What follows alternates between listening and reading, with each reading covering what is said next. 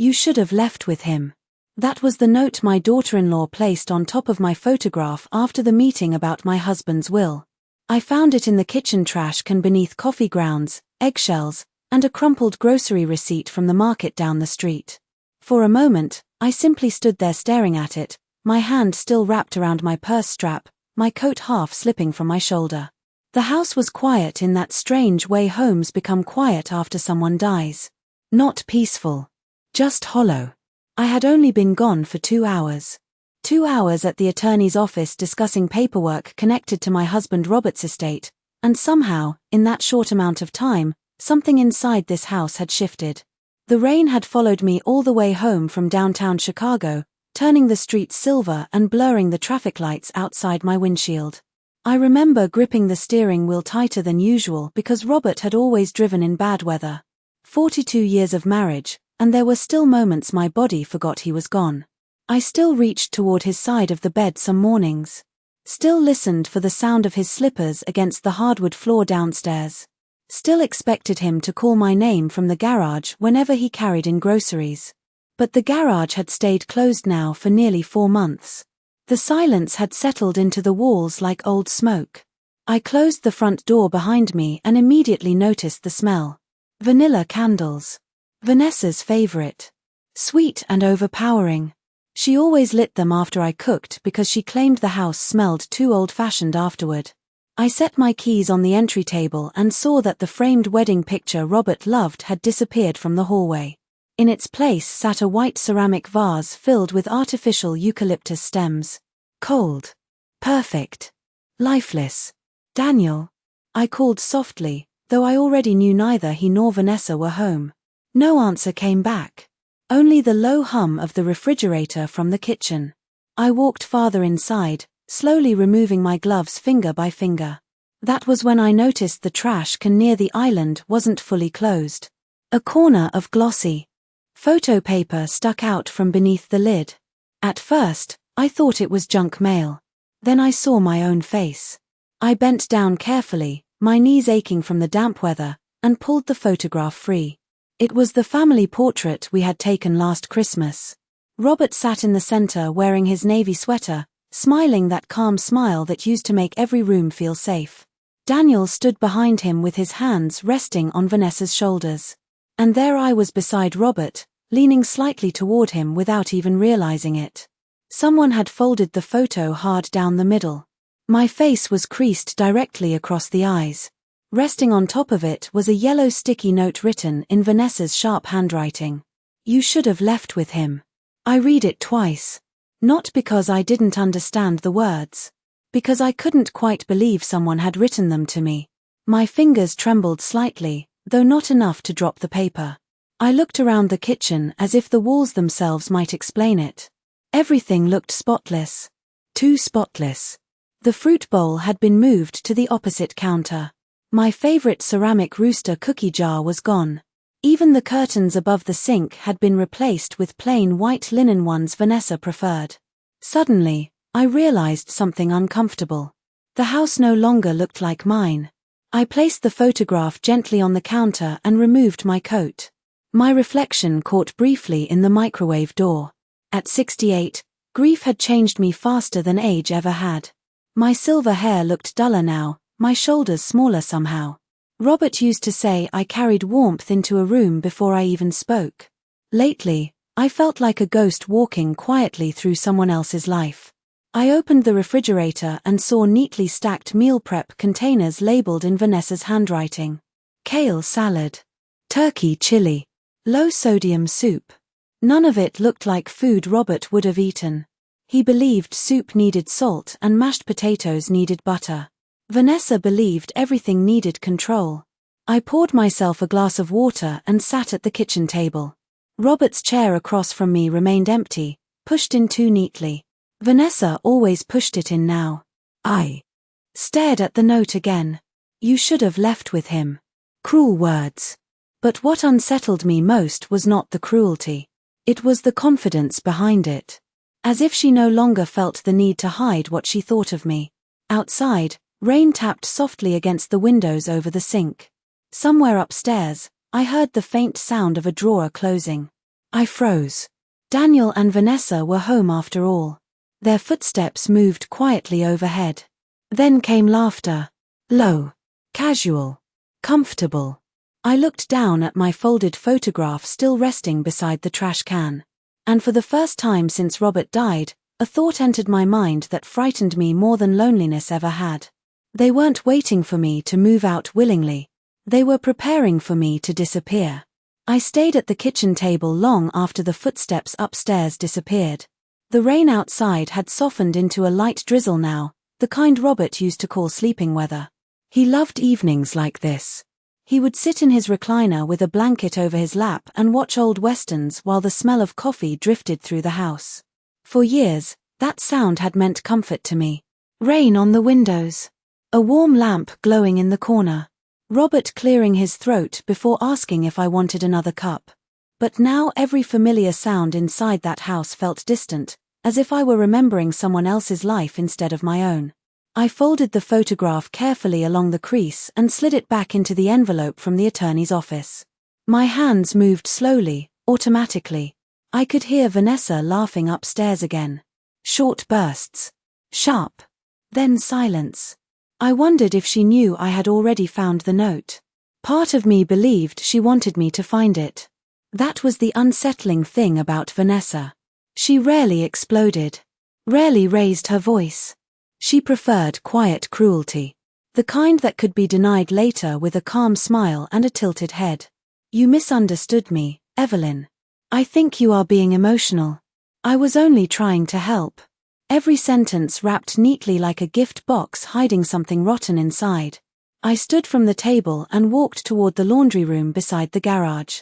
The hallway light flickered once before turning on fully. Robert used to promise he would replace that bulb fixture every winter, and every winter he forgot. Suddenly the memory hit me so hard I had to stop walking.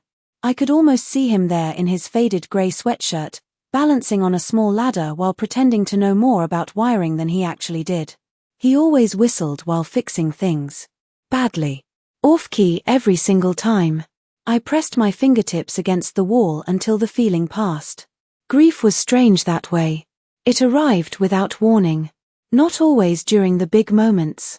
Sometimes it appeared because of a flickering light bulb or an empty coffee mug still sitting in the cabinet exactly where someone left it months ago. Inside the laundry room, I noticed several cardboard boxes stacked against the wall near the door leading to the garage. They had not been there that morning. Brown packing tape sealed the tops. My stomach tightened before I even walked closer. One box had my name written across the side in black marker. Another said holiday decorations. A third simply read donation. I stared at the handwriting. Vanessa's again. Neat. Organized. Certain. I crouched slowly beside the nearest box and peeled back one corner of tape. Inside sat my winter coats folded tightly together beside framed photographs and two porcelain angels my mother gave me decades ago. Beneath them was the blue quilt Robert and I bought during our anniversary trip to Vermont 15 years earlier. I touched the fabric gently. Vanessa had packed my life into boxes while I was sitting at an attorney's office discussing my husband's death. The realization settled coldly into my chest. They had not been grieving with me these past months. They had been preparing. Upstairs, a floorboard creaked. I quickly closed the box again. A second later, Daniel appeared in the doorway. He looked startled to see me kneeling there. "Mom," he said softly. "I did not hear you come home." I stood carefully, brushing dust from my slacks. For a moment neither of us spoke. My son looked tired lately. Deep shadows beneath his eyes. His father's jawline but none of his father's steadiness. Daniel had once been fearless as a child. The kind of little boy who climbed trees too high and rode bicycles down steep hills without touching the brakes. Somewhere along the way that confidence disappeared. Now he looked at people before speaking as if checking whether his words were allowed. His eyes shifted briefly toward the boxes. "Vanessa is reorganizing downstairs," he explained too quickly. "We are trying to make more space." More space. The house had 4 bedrooms and a finished basement. Robert and I raised a family there without ever needing to box up another person's belongings in secret. I nodded once. Of course. Daniel shoved his hands into his pockets. Mom, about earlier, he stopped. I waited. He looked away first. Vanessa thinks it might be easier for everybody if we start discussing future living arrangements. There it was. Not grief. Not concern. Logistics. I studied my son quietly. Future living arrangements, I repeated. The words sounded clinical. Like hospital paperwork. Daniel rubbed the back of his neck. You know the stairs here are difficult now. And maintaining the house alone. I am not alone, I said before I could stop myself. The sentence hung between us. Daniel's expression changed immediately. Guilt flickered across his face, then disappeared just as fast. We both knew who I meant. Robert had been dead only 16 weeks. 16 weeks since the funeral. 16 weeks since Vanessa stood in my kitchen serving casserole to relatives while discussing property taxes with 2 different real estate agents. I remembered it suddenly. At the time, I thought I had imagined it through exhaustion. Now I was not so sure. Daniel cleared his throat softly. Nobody wants to upset you, Mom. I almost laughed at that. Instead, I looked past him toward the dark garage where Robert's old fishing rods still leaned in the corner untouched. Then why does it feel like everyone is waiting for me to disappear? Daniel opened his mouth but no answer came out. And somehow, his silence frightened me more than the note ever had. That night I could not sleep. The rain finally stopped sometime after midnight, but the silence that followed felt heavier somehow. I lay awake staring at the ceiling while the old grandfather clock downstairs marked every passing hour with slow hollow chimes. Robert bought that clock at an estate sale nearly 20 years ago because he said every home deserved one thing that sounded permanent. Usually the sound comforted me. Tonight it felt like a countdown. Beside my bed, Robert's reading glasses still rested on the nightstand exactly where he left them before his final trip to the hospital. I had tried moving them once. Just once. The room immediately felt wrong afterward, as if removing them erased proof that he had ever existed there at all. So I placed them back the next morning and never touched them again. Around 2 o'clock I finally sat up and slipped my robe over my shoulders. The house creaked softly beneath the wind outside. For a moment I listened carefully, half expecting to hear footsteps again upstairs. Nothing. Only stillness. I walked slowly down the hallway toward the staircase, my hand gliding along the banister. Robert refinished himself one summer after retirement. He had spent 3 straight weekends sanding and staining every inch of it while country music played from the garage radio. Vanessa once called it outdated. Robert smiled and told her not everything old needed replacing. At the time, I thought he was talking about the wood. Now I wondered if maybe he was talking about me. Downstairs, the kitchen glowed faintly from the small light above the stove. Vanessa always left one light on overnight because she hated walking into dark rooms. I stepped quietly across the tile floor and poured myself warm water from the kettle. Robert used to make tea whenever I could not sleep, though neither of us particularly liked tea. We just liked sitting together in silence while steam curled from the mugs between us. Marriage changes after 40 years. The grand gestures disappear first. What remains are small rituals nobody else notices until they are gone. As I stood there waiting for the kettle to cool, my eyes drifted toward the refrigerator. A sheet of paper was attached beneath a magnet shaped like a lemon. Clean out storage this weekend. Beneath the sentence was a checklist. Written in Vanessa's handwriting. Old coats. Basement shelves. Hall closet. Guest room. Beside guest room she had written one word in darker ink. Evelyn. I stared at it for several seconds. Not Mom. Not Evelyn's room. Just Evelyn. Like an object. Like a project to complete before spring cleaning. My chest tightened, but not with sadness this time. Something colder than sadness. Clarity. I folded the paper carefully and slipped it into my robe pocket just as footsteps sounded overhead. A moment later Vanessa entered the kitchen wearing silk pajamas and carrying her phone. She stopped immediately when she saw me standing there. For half a second, surprise crossed her face. Then her usual expression returned. Smooth. Pleasant. Controlled. You are awake late, she said softly while opening the refrigerator. I nodded once. Could not sleep. Vanessa removed a bottle of sparkling water and closed the door gently. Her blonde hair was perfectly brushed even at 2 in the morning. Vanessa never looked disorganized. Even grief sat neatly on her. At Robert's funeral she cried delicately into cream-colored tissues while greeting guests at the church entrance like a hostess at a dinner party. You should try melatonin, she said casually. It helps Daniel when he gets anxious. I wrapped both hands around the warm mug. I found the boxes in the laundry room. Vanessa twisted the cap from her bottle without looking at me. Oh, those. I meant to mention them earlier. Her voice remained calm. Too calm. We are just trying to simplify things around here. Simplify things. Another one of her favorite phrases. Simplify. Streamline. Transition. Vanessa spoke about human lives the same way corporations talked about downsizing offices. My things were already packed, I said quietly. Some of them. She finally looked at me then. Not guilty. Not embarrassed. Only mildly inconvenienced. Evelyn, nobody is trying to hurt you. There was that tone again. Gentle enough to sound reasonable. Sharp enough to make me feel childish for questioning her. The house is simply too much for one person now. Daniel worries about you. I almost asked whether Daniel worried about me or whether Vanessa worried about the property taxes on a 6-bedroom home in Oak Brook. Instead I stayed silent. Silence unsettled people more than anger ever did. Vanessa took a sip from her bottle and leaned lightly against the counter. There are beautiful communities in Naperville with full amenities for seniors now, she continued carefully. Walking paths. Social events. Transportation services. Seniors. Not mothers. Not family. Just seniors. I studied her face beneath the kitchen light. Perfect makeup even at this hour. Diamond earrings Robert had given her 3 Christmases ago.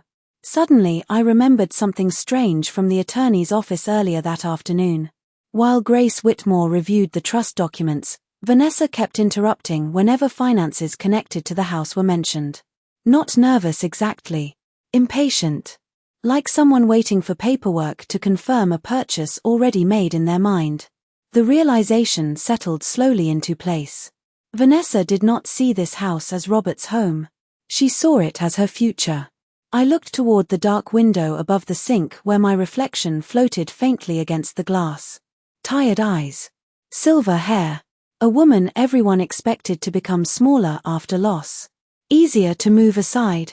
Easier to erase. Vanessa followed my gaze and smiled politely.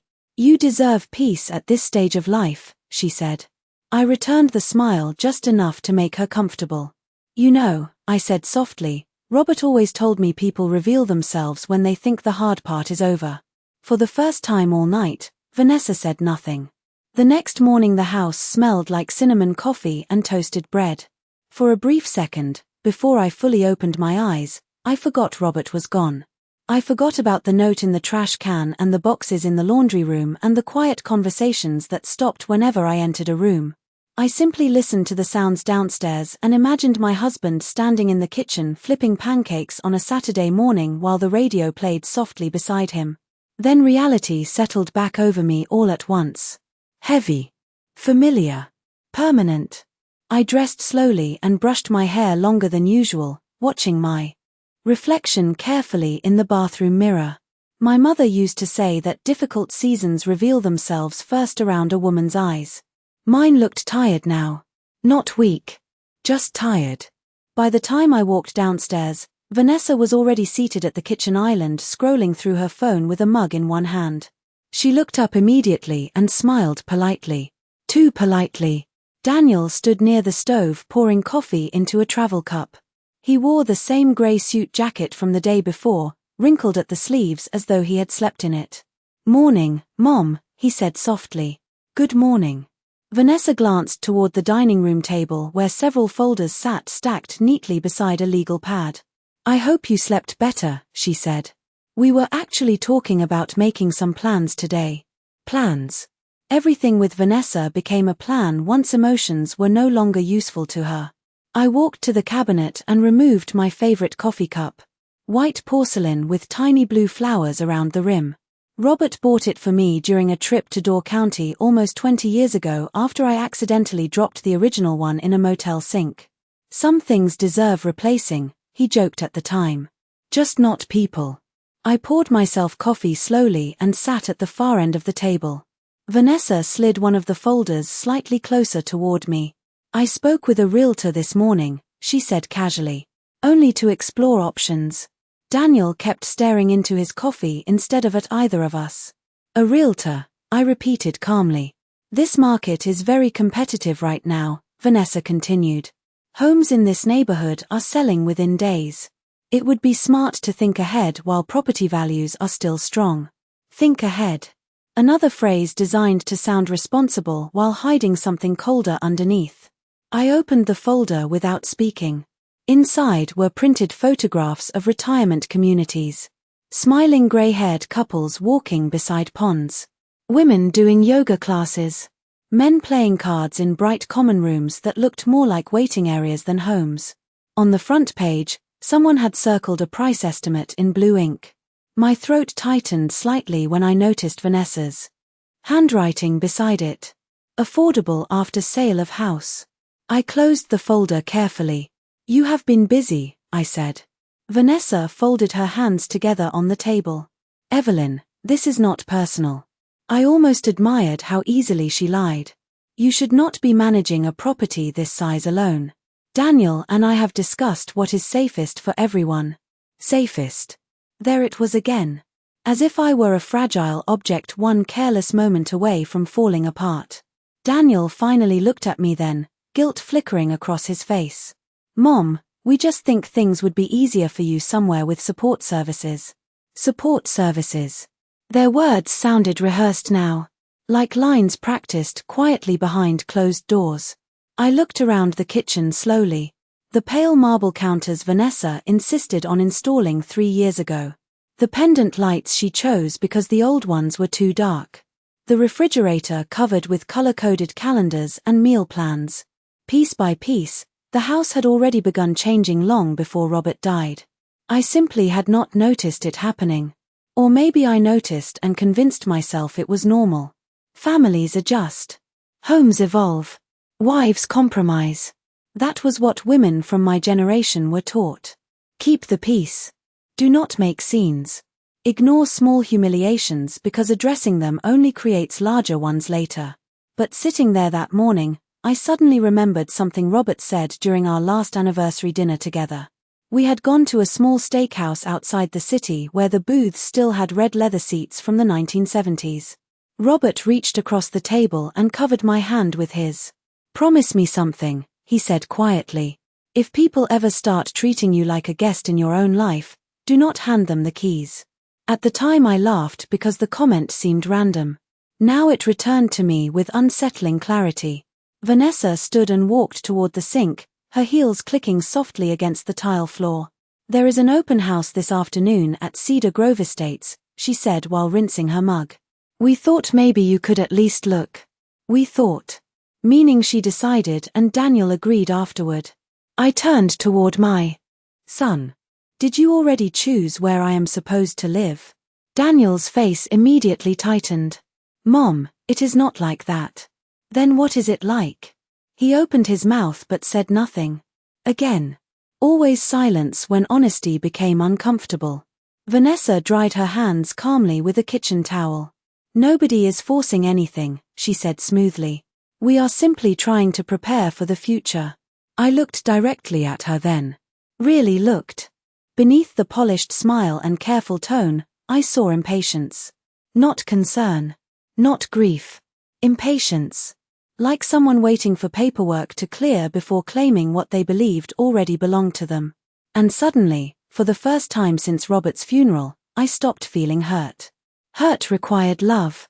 What I felt now was something quieter. Sharper. I folded the brochure neatly and placed it back inside the folder. Interesting, I said softly. Because yesterday at the attorney's office, Grace Whitmore gave me the impression that Robert had already prepared for the future himself. The kitchen went completely still. Daniel looked up so quickly he nearly knocked over his coffee cup. Vanessa did not move at all. That was the first thing I noticed. Most people react instinctively when surprised. Their shoulders tense. Their eyes widen. Their breathing changes. Vanessa simply stood beside the sink holding the kitchen towel in both hands like a woman waiting calmly for a delayed flight announcement. "What do you mean?" Daniel asked carefully. I reached for my coffee and took a slow sip before answering. The warmth steadied me. "Your father was thorough," I said quietly. "You know how he was with paperwork." Daniel forced a small smile at that. "Yeah. Dad kept records for everything." Robert certainly did. Tax returns dating back 30 years. Receipts folded neatly into envelopes. Instruction manuals for appliances we no longer owned. But Robert also kept something else. Observations. He noticed things long before other people did. Especially changes in behavior. Especially silence. Vanessa walked back toward the table and sat down gracefully, crossing one leg over the other. "Grace Whitmore has always been overly dramatic," she said lightly. "I am sure there is nothing complicated going on." I studied her face again. Calm voice. Relaxed posture. But her fingers tapped once against her knee before stopping immediately. Tiny details reveal more than speeches ever do. "Maybe," I said softly. Still, Robert trusted her. The kitchen fell quiet after that. Daniel stared at the folders on the table while Vanessa glanced briefly toward the hallway clock. I suddenly realized she wanted the conversation over before it drifted somewhere unpredictable. Before I started asking questions she could not smoothly redirect. "Well," Vanessa said finally, standing again, "I have a conference call in 20 minutes. Of course she did. Vanessa always had somewhere else to be when emotions entered a room. She gathered her phone and coffee mug before pausing beside Daniel's chair. "Try not to overwhelm your mother with legal details," she said gently, touching his shoulder. "She has enough stress already." Then she left the kitchen with the same composed expression she wore everywhere, as though her life existed behind invisible glass no one else could touch. A moment later we heard the bedroom door upstairs close. Daniel exhaled slowly and rubbed both hands over his face. For the first time in months, he looked exhausted instead of merely distracted. Older somehow. I watched him quietly across the table. "Daniel," I said softly, "when did you stop talking to me honestly?" His eyes lifted toward mine immediately. Pain flickered there before he looked away again. "Mom, no. I want to know." My voice stayed calm, but something inside it had changed. Even I could hear it now. "You used to tell me everything. You called me from college when your car battery died because you panicked. You asked me whether Vanessa would like the ring before you proposed. You sat at this same table after your father's surgery and cried because you were afraid of losing him." Daniel swallowed hard. "I know. So when did I become someone you discuss instead of someone you speak to?" The clock on the wall ticked loudly between us. Daniel leaned back in his chair slowly. "It is complicated." I almost smiled at that. Adults always call betrayal complicated when they do not want to admit it is cruel. "No," I said quietly. "It usually is not." He stared down into his untouched coffee for several seconds. "Vanessa thinks you hate her." The sentence surprised me enough that I laughed softly under my breath. Not because it was funny. Because it was absurd. "Hate her?" Daniel nodded weakly. "She says you never accepted her. That you judge everything she does." I thought about the years I spent defending Vanessa to relatives who found her cold. I thought about the baby shower I hosted entirely myself because her own mother claimed she was too busy. I thought about every holiday dinner where Vanessa criticized my cooking while still taking leftovers home in plastic containers afterward. "Your wife believes I hate her," I repeated slowly. Daniel finally looked at me directly. "She says you make her feel like she will never fully belong in this family." Something sharp moved quietly through my chest then. Not anger exactly. Recognition. Suddenly so many moments rearranged themselves differently in my memory. Vanessa insisting on changing traditions every Christmas. Vanessa replacing old framed photographs with modern abstract prints. Vanessa correcting stories about Robert in front of guests as though history itself needed editing. She had never wanted to join this family. She wanted to rebuild it around herself. "And what do you think?" I asked. Daniel opened his mouth, then closed it again. Silence. Again. Always silence. I stood slowly from the table and carried my cup toward the sink. Outside, sunlight had finally broken through the clouds, illuminating dust particles drifting through the kitchen windows like tiny floating threads. Robert loved mornings after storms. He used to say sunlight looked more honest afterward. I rinsed my cup carefully before speaking again. "Yesterday I found my photograph in the trash." Daniel froze behind me. I did not turn around. There was a note attached to it. Still silence. "Did Vanessa tell you about that?" I asked quietly. I heard the chair scrape softly against the floor as Daniel stood up. "Mom, I swear to you, I did not know anything about a note."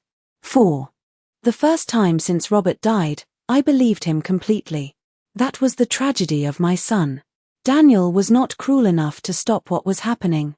But he was weak enough to allow it. And sometimes weakness destroys families just as thoroughly as malice does. That afternoon I drove alone to downtown Chicago to meet Grace Whitmore again. I did not tell Daniel where I was going. I certainly did not tell Vanessa. The farther I drove from the house, the clearer my thoughts became. It was strange how distance could do that. The city skyline rose through the pale afternoon haze while old memories drifted quietly through my mind. Robert and I used to come downtown every December to see the Christmas lights on Michigan Avenue. He always insisted on parking too far away because he claimed walking made the city feel alive. I remember one winter evening when snow covered his coat shoulders while he stood outside a bakery window convincing me we needed hot chocolate before driving home. Back then I believed moments like that lasted forever. Nobody tells you how quickly forever becomes paperwork. Grace's office sat inside an older brick building near the river, the kind with brass elevator doors and marble floors worn smooth by decades of footsteps. Robert trusted buildings like that. He believed places with history were less likely to deceive you. When I stepped inside the office, Grace looked up immediately from behind her desk. Her expression changed the moment she saw my face. "Evelyn," she said softly, "you look tired." I almost laughed. Tired felt like such a small word for what grief becomes after enough weeks pass. "I found something yesterday," I said quietly while sitting down across from her. Grace removed her glasses slowly. "What happened?" I reached into my purse and handed her the folded yellow note. Grace read it once. Then again more carefully. Her mouth tightened slightly. "Did Daniel write this?" "No," I answered immediately. "Vanessa." Grace leaned back in her chair without speaking for several seconds. Outside the office windows, traffic moved slowly through wet streets below. Finally she folded the note and placed it carefully on her desk. "Robert was worried something like this might happen," she said quietly. My chest tightened. "What do you mean?" Grace opened one of the thick folders stacked beside her computer and removed a sealed envelope with my name written across the front in Robert's handwriting. The sight of it nearly stole the air from my lungs. I recognized that handwriting instantly.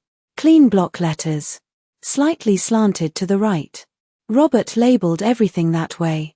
Christmas storage bins. Garage shelves. Old photo albums in the attic. Seeing my name written by his hand again after 4 months felt almost unbearable. "He asked me not to give this to you unless I felt it was necessary," Grace explained softly. My fingers trembled slightly as I opened the envelope. Inside was a single letter folded neatly in half. "Evelyn, if you are reading this, then I was right about something I prayed I was wrong about." I stopped breathing for a moment. Grace remained silent while I continued reading.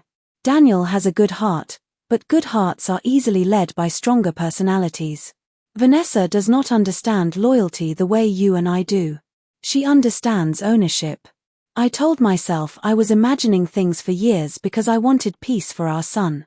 But peace and blindness are not the same thing. My vision blurred briefly. I lowered the letter and stared out the window until the feeling passed. Robert knew. Somehow, quietly, he knew. Grace folded her hands together on the desk. About 2 years ago, Robert changed several legal arrangements connected to the house and his investments, she explained carefully. He placed most major assets into a protected family trust. I looked back toward her slowly. Protected from who? Grace did not answer immediately. She did not need to. The house cannot be sold without your direct approval, she continued. And legally, you are the primary controlling trustee. The room became very still around me. For months Vanessa had spoken as though my future already belonged to her. Retirement brochures. Realtors. Packing boxes.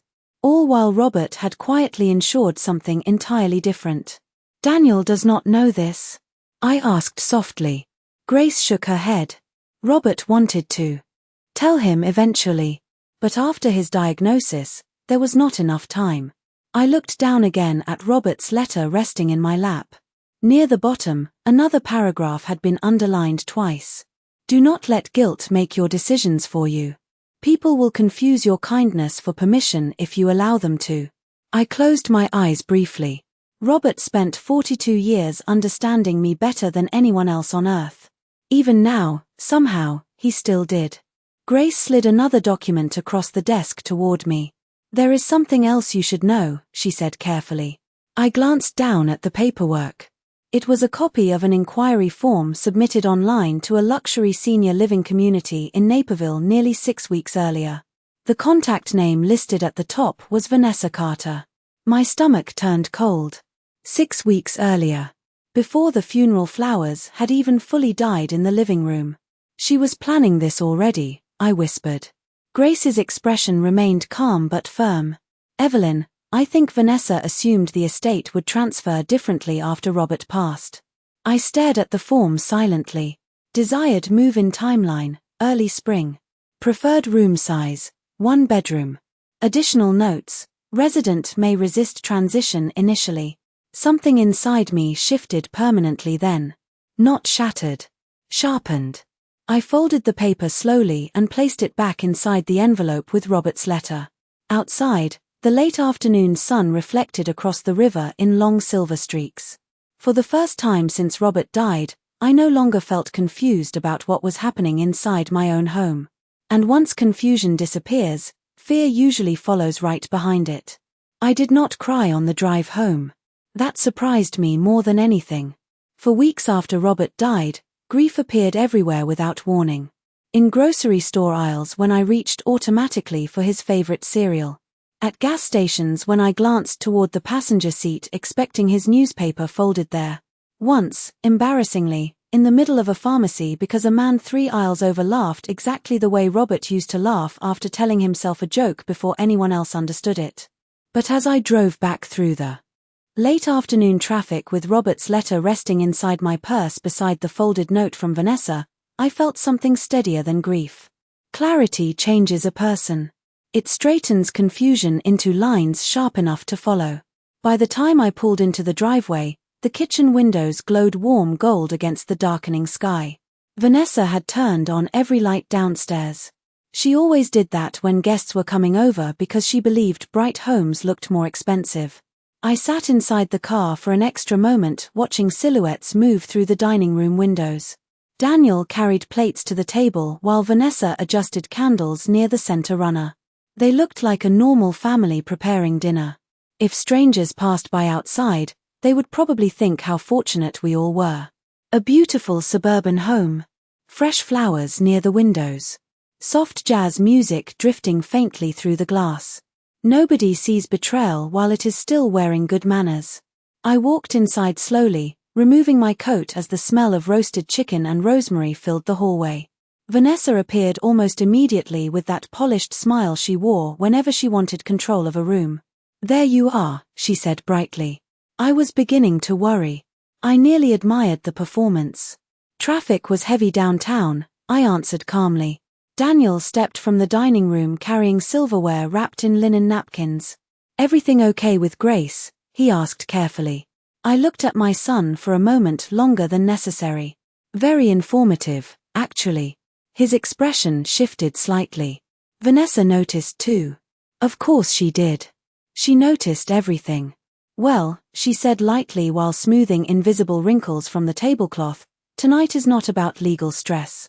I thought we could all have a peaceful dinner together. Peaceful. Another word people use when they want silence more than honesty. I walked toward the dining room and paused beside the fireplace. My photograph was back on the mantel. The same one I found folded in the trash can. The crease still cut across my face beneath the frame glass. Vanessa followed my eyes immediately. "Oh," she said smoothly. "I found that near the recycling bin earlier. One of the corners was damaged." Recycling bin. Not trash can. Such careful editing of reality. "How thoughtful," I replied softly. For the first time, I saw uncertainty flicker briefly across her face. Tiny. Almost invisible. But there. Dinner began quietly. Vanessa served everyone herself, moving gracefully around the table with practiced ease. Candles reflected softly against crystal glasses while instrumental piano music played from the speaker near the kitchen. Everything looked elegant enough for a magazine advertisement about family holidays. Only the atmosphere underneath told the truth. Daniel barely touched his food. Vanessa kept steering conversations toward harmless subjects. Weather. Neighborhood construction. A charity event downtown next month. She wanted normalcy restored before tension became dangerous. "I was telling Daniel earlier," she said while sipping wine, "Cedar Grove Estates is hosting an open house this weekend. Their gardens are beautiful in spring." There it was again. The retirement community. Persistent now. Confident. I answered quietly while cutting a piece of chicken. "I imagine they are." Vanessa smiled politely. "You would really enjoy meeting people your own age again. It might feel refreshing after such an isolating year." My own age. Interesting phrase. Robert used to say manipulation often hides inside compliments because people lower their defenses around kindness. I placed my fork down carefully beside my plate. "Robert and I spent 42 years building this home," I said softly. "I do not remember either of us mentioning plans to leave it." Daniel shifted uncomfortably in his chair. Vanessa's smile tightened by barely half an inch. "Nobody is trying to force you out," she replied gently. "We are only thinking long term." "Really?" I looked directly at her now. Calmly. Because planning my move before Robert's funeral flowers even died seems fairly short-term to me. The room went completely silent. Daniel's fork stopped halfway to his mouth. Vanessa blinked once. Only once. "I do not know what you mean," she said carefully. I reached into my purse and removed the inquiry form from Cedar Grove Estates. Then I placed it quietly in the center of the table beside the candles. Vanessa stared at the paper without touching it. Daniel leaned forward slowly, confusion spreading across his face as he read the printed date at the top. 6 weeks earlier. "Vanessa?" he asked softly. Her posture remained perfectly straight. "I was researching options," she answered immediately. "That does not mean I finalized anything. Resident may resist transition initially," I read aloud from the handwritten notes section. My voice remained calm enough that even I barely recognized it. Interesting wording. Daniel looked up at his wife now with genuine shock for the first time all evening. "You wrote this before Dad even passed away?" Vanessa inhaled carefully through her nose before answering. "Robert was already sick. Someone had to think practically." Practically. There was the real word. Not compassion. Not family. Logistics. Efficiency. Removal. I folded my napkin neatly beside my plate and stood from the table. Nobody stopped me. "Robert once told me something important," I said quietly while looking at the flickering candlelight between us. "He said people reveal themselves most clearly when they believe they have already won." Then I picked up the inquiry form and walked calmly out of the dining room while silence settled heavily behind me like dust after a collapsed wall. The house stayed unusually quiet after dinner. Not peaceful quiet. Careful quiet. The kind people create when they know something important has cracked open and nobody yet understands how much damage lies underneath. I remained upstairs in my bedroom while muted voices drifted faintly from the kitchen below. Once or twice I heard Daniel speaking louder than usual, followed by Vanessa answering in that controlled low tone she used whenever she wanted to sound rational. I sat near the bedroom window with Robert's letter resting across my lap and watched the neighborhood outside disappear slowly into evening darkness. Porch lights blinked on one by one along the street. Somewhere nearby, a dog barked twice before falling silent again. Ordinary suburban sounds. Familiar. Yet the house itself no longer felt familiar at all. It felt staged now, rearranged around hidden intentions I had only recently begun to understand. I unfolded Robert's letter again and reread the final paragraph beneath the lamp beside the bed. If they try to make you feel unnecessary, remember this house carries your fingerprints too. Every wall inside it knows your name. I closed my eyes briefly after reading that line. Robert always understood how to speak directly to the part of me nobody else saw. The part that quietly held families together while everyone assumed stability simply happened on its own. Women like me spent entire lifetimes becoming invisible through service. We cooked holiday dinners, remembered birthdays, smoothed over arguments before they spread. And if we did our jobs well enough, people eventually forgot how much effort peace actually required. Around 9 o'clock there was a soft knock at my bedroom door. Daniel stepped inside before I answered. He looked exhausted. His tie was gone now and the sleeves of his dress shirt were rolled unevenly to his elbows. For a moment he reminded me painfully of the teenage boy who used to stay awake late studying algebra at the dining room table while pretending he was not overwhelmed. "Can I come in?" he asked quietly. I nodded toward the chair near the window. Daniel sat down heavily and rubbed both hands together for several seconds before speaking. "Vanessa should not have done that," he said finally. "The retirement paperwork. The note. Any of it." I studied my son carefully. "But she did." He lowered his eyes. "I did not know about the note." "I believe you." That seemed to hurt him more than accusation would have. Daniel leaned forward slowly, elbows resting on his knees. "Things have been tense for a while, Mom." "Tense for who?" He hesitated. "Vanessa feels like she is constantly being compared to you." I almost smiled sadly at that. "Compared to me? You and Dad had this history together. Traditions. Habits. She always felt like an outsider in the house." I looked around the bedroom quietly. Robert's books still lined the shelves beside his old leather chair.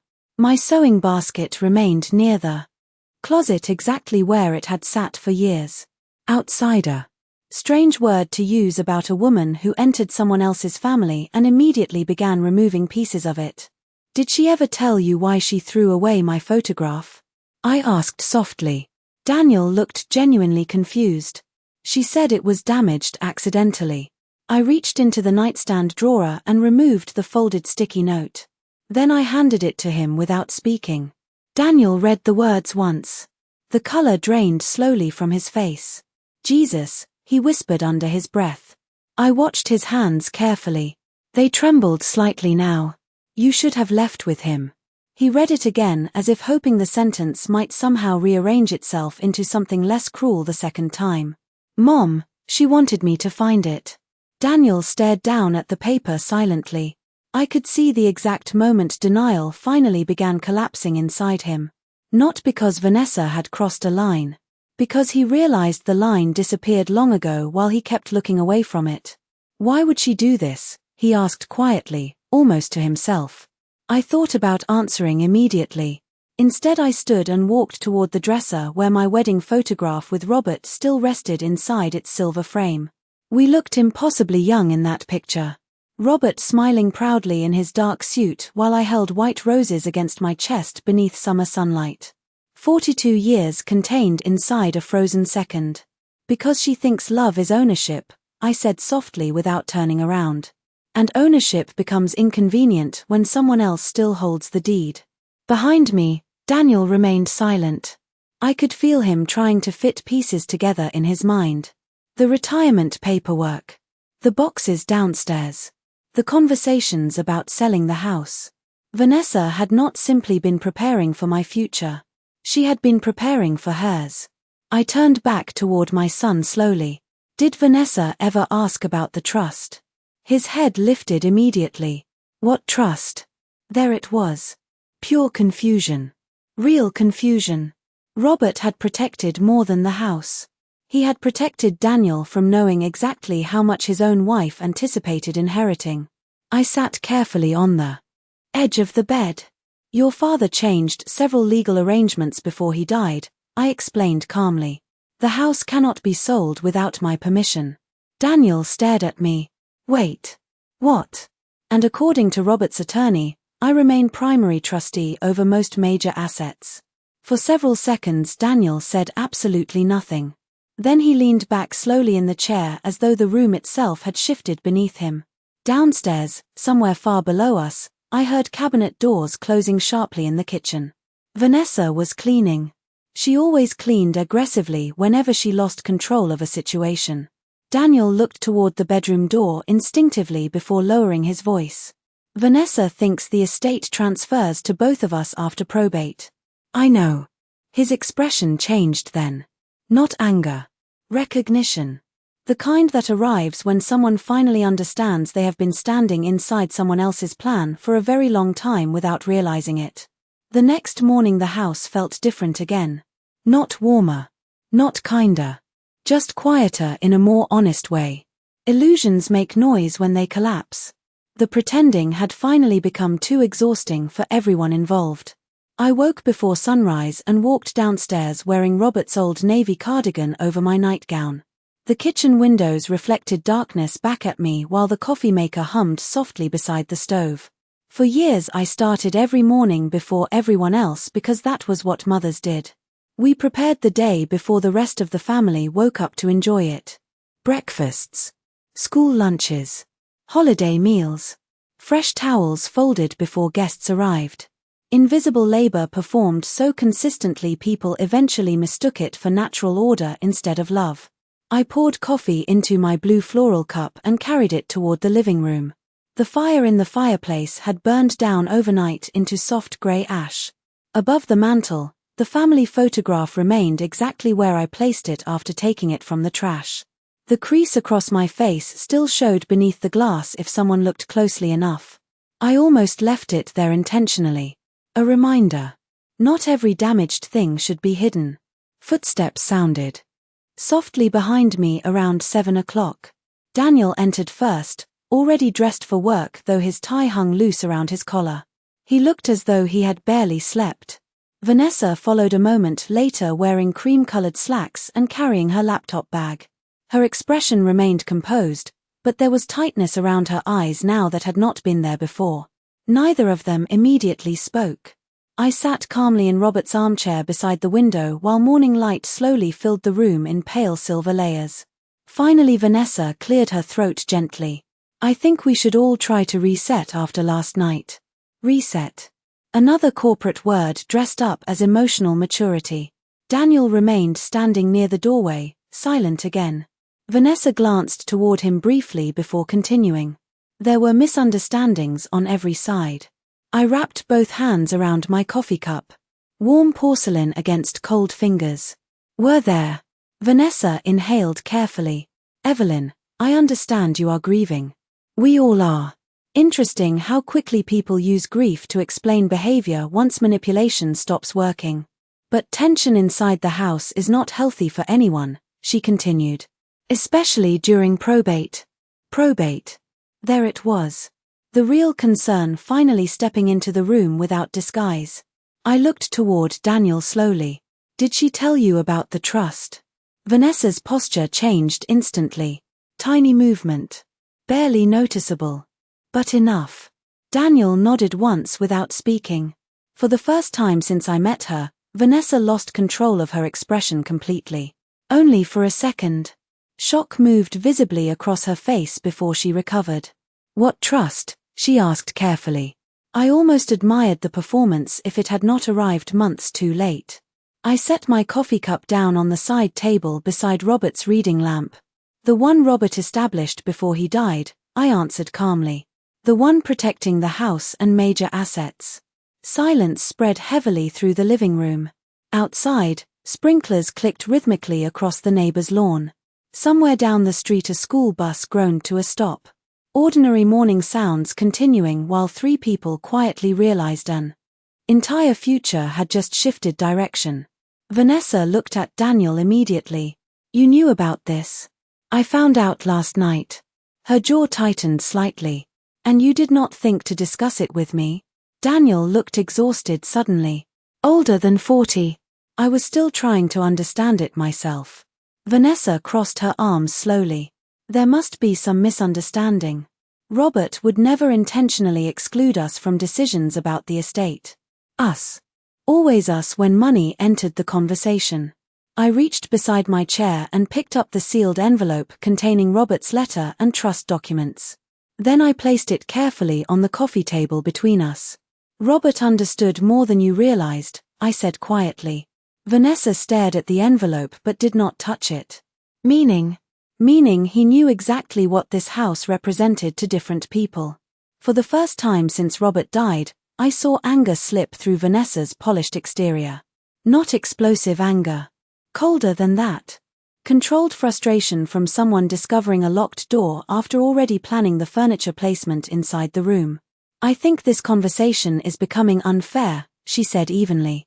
"I supported Robert through his illness too." "Did you?" The question left my mouth softer than I intended. Vanessa blinked once. "Excuse me?" I looked directly at her now. Calmly. "Because while I was sitting beside my husband during chemotherapy appointments, you were researching senior living facilities for me." Daniel closed his eyes briefly. Vanessa stood completely still. "That was about future planning," she replied tightly. "No," I said. "It was about removal." The word settled into the room like smoke.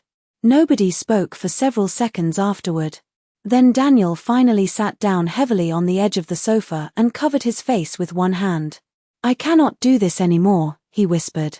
Vanessa turned toward him sharply. "Daniel." "No," he lowered his hand slowly. "Dad was barely gone and we were already talking about moving Mom out." Vanessa's voice hardened slightly. "Because someone needed to think realistically." "About what?" Daniel looked up at her now with something new in his expression. Not confusion anymore. Disappointment. "About getting the house." Vanessa opened her mouth immediately, then stopped herself. And in that silence, everything became visible. Not because she confessed. Because she could not deny it fast enough. I stood slowly from Robert's chair and walked toward the mantel. The family photograph stared back at me beneath the morning light. My folded crease still visible between smiling faces frozen from a happier year. Carefully, I adjusted the frame until it stood perfectly straight again. Then I spoke without turning around. "You know," I said quietly, "people think betrayal begins with cruelty." I brushed a speck of dust from the corner of the glass. "But usually it begins much smaller than that." Behind me, nobody moved. "It begins the moment someone starts seeing your absence as more convenient than your presence."